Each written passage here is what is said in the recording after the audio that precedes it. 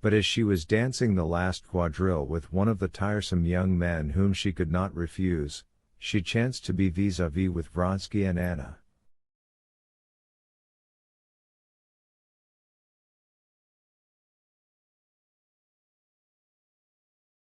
She had not been near Anna again since the beginning of the evening, and now again she saw her suddenly quite new and surprising.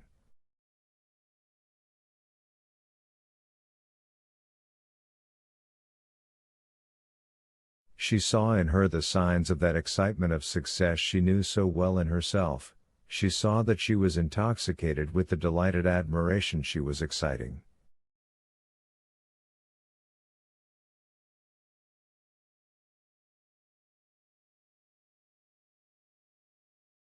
She knew that feeling and knew its signs, and saw them in Anna, saw the quivering, flashing light in her eyes, and the smile of happiness and excitement unconsciously playing on her lips, and the deliberate grace, precision, and lightness of her movements.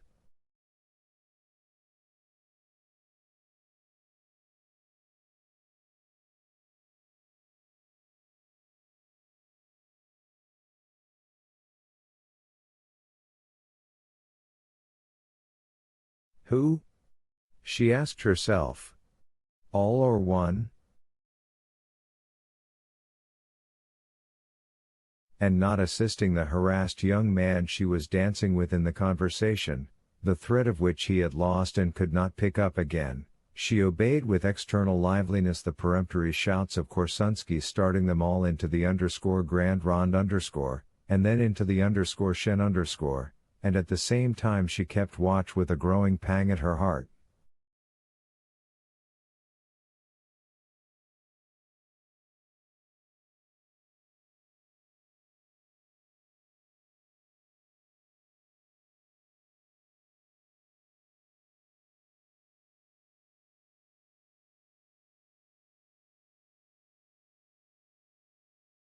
No, it's not the admiration of the crowd has intoxicated her, but the adoration of one.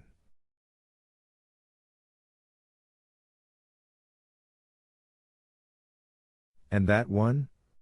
Can it be he? Every time he spoke to Anna the joyous light flashed into her eyes, and the smile of happiness curved her red lips. She seemed to make an effort to control herself, to try not to show these signs of delight, but they came out on her face of themselves.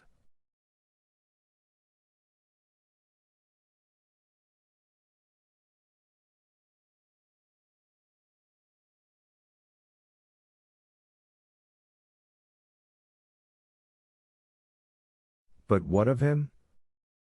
Kitty looked at him and was filled with terror. What was pictured so clearly to Kitty in the mirror of Anna's face she saw in him.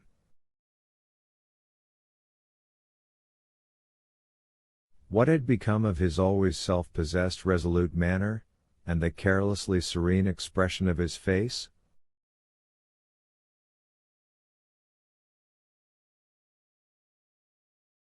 Now every time he turned to her, he bent his head, as though he would have fallen at her feet, and in his eyes there was nothing but humble submission and dread.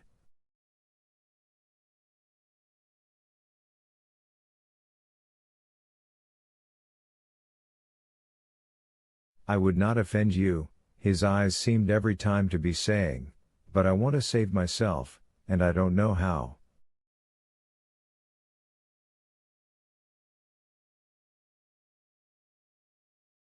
On his face was a look such as Kitty had never seen before. They were speaking of common acquaintances, keeping up the most trivial conversation, but to Kitty it seemed that every word they said was determining their fate and hers.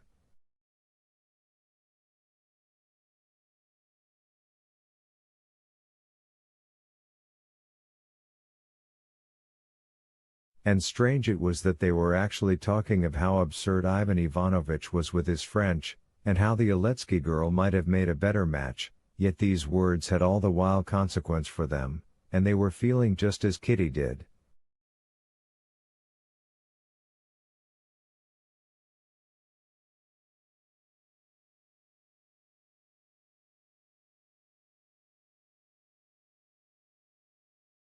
The whole ball, the whole world, everything seemed lost in fog in Kitty's soul.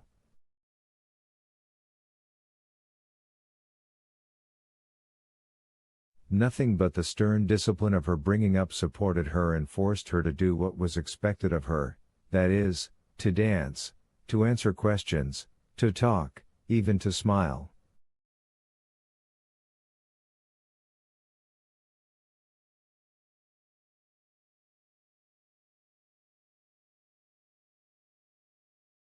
But before the mazurka, when they were beginning to rearrange the chairs and a few couples moved out of the smaller rooms into the big room, a moment of despair and horror came for Kitty.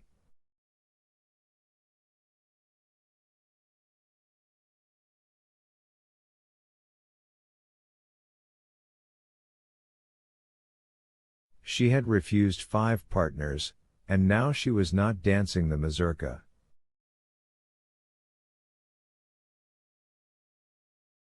She had not even a hope of being asked for it, because she was so successful in society that the idea would never occur to anyone that she had remained disengaged till now.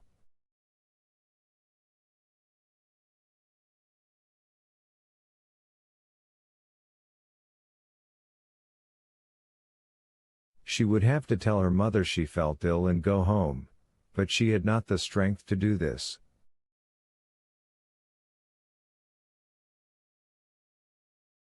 She felt crushed. She went to the furthest end of the little drawing room and sank into a low chair. Her light, transparent skirts rose like a cloud about her slender waist, one bare, thin, soft, girlish arm, hanging listlessly, was lost in the folds of her pink tunic, in the other she held her fan, and with rapid, short strokes fanned her burning face.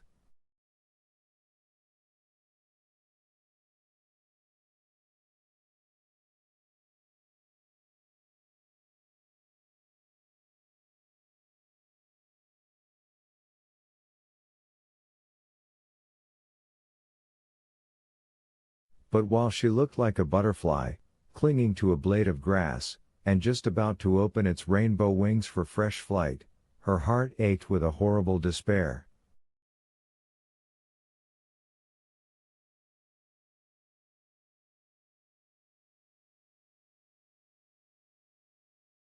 But perhaps I am wrong, perhaps it was not so. And again she recalled all she had seen. "Kitty, what is it?" said Countess Nordsten, stepping noiselessly over the carpet towards her. "I don't understand it."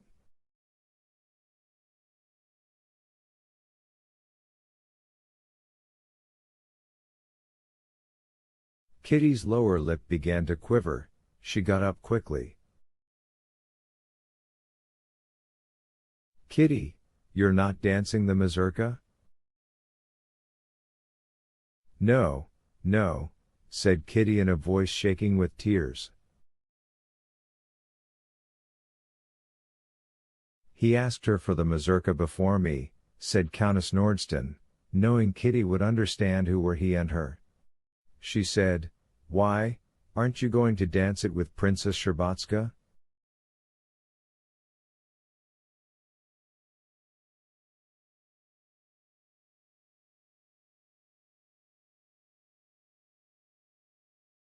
"Oh, I don't care," answered Kitty. No one but she herself understood her position. No one knew that she had just refused the man whom perhaps she loved, and refused him because she had put her faith in another.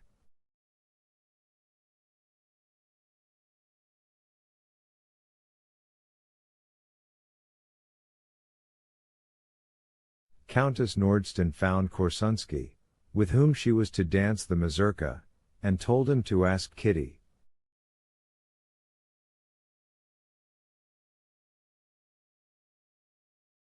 Kitty danced in the first couple, and luckily for her she had not to talk, because Korsunsky was all the time running about directing the figure.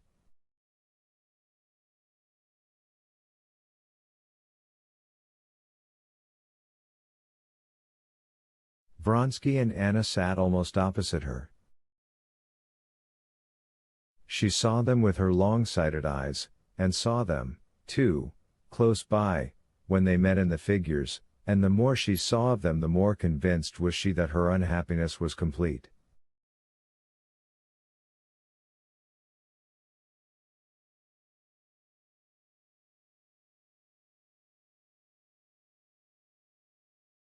She saw that they felt themselves alone in that crowded room. And on Vronsky's face, always so firm and independent, she saw that look that had struck her, of bewilderment and humble submissiveness, like the expression of an intelligent dog when it has done wrong.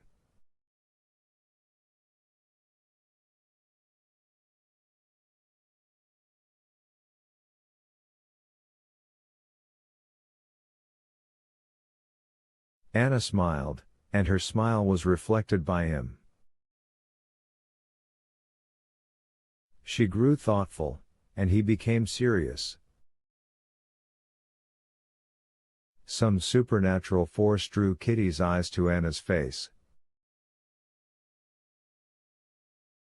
She was fascinating in her simple black dress, fascinating were her round arms with their bracelets, fascinating was her firm neck with its thread of pearls, fascinating the straying curls of her loose hair, fascinating the graceful, light movements of her little feet and hands, fascinating was that lovely face in its eagerness, but there was something terrible and cruel in her fascination.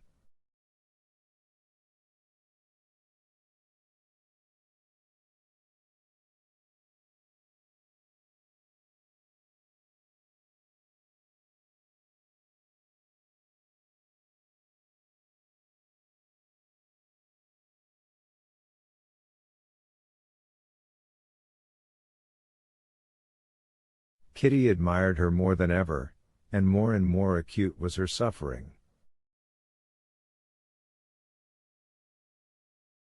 Kitty felt overwhelmed, and her face showed it. When Vronsky saw her, coming across her in the mazurka, he did not at once recognize her, she was so changed.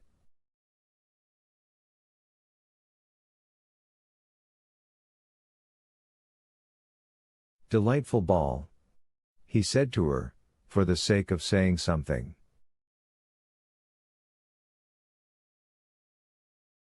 "Yes," she answered. In the middle of the mazurka, repeating a complicated figure, newly invented by Korsunsky, Anna came forward into the center of the circle, chose two gentlemen, and summoned a lady and Kitty.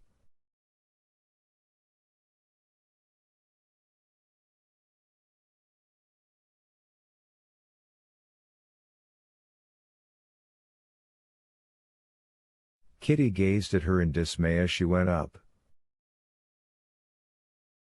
Anna looked at her with drooping eyelids, and smiled, pressing her hand.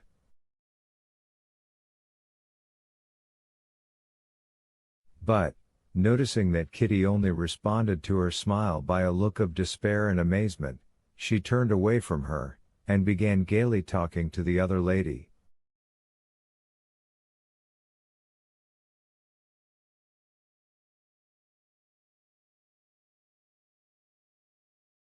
"Yes, there is something uncanny, devilish and fascinating in her," Kitty said to herself.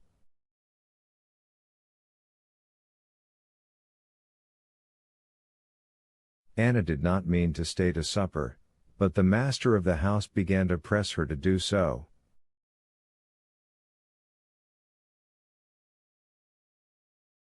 "Nonsense, Anna Arkadyevna," said Korsunsky, drawing her bare arm under the sleeve of his dress coat, "I've such an idea for a _cotillion.